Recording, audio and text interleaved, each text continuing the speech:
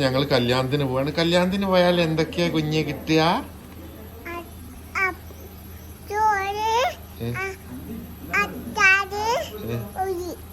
ഉള്ളിയോ? ചോറ്, അച്ചാറ്, ഉള്ളിയും. പിന്നെന്താ കിട്ടുക? എച്ചി. പിന്നെന്താ കിട്ടുക? വേറെ ഒന്നും കിട്ടില്ല. എന്താ ചോറാണ്.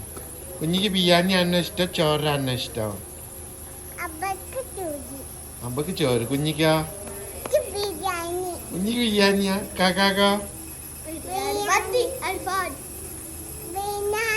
ബിരിയാണിയാ. മന്തി. ഓക്കേ.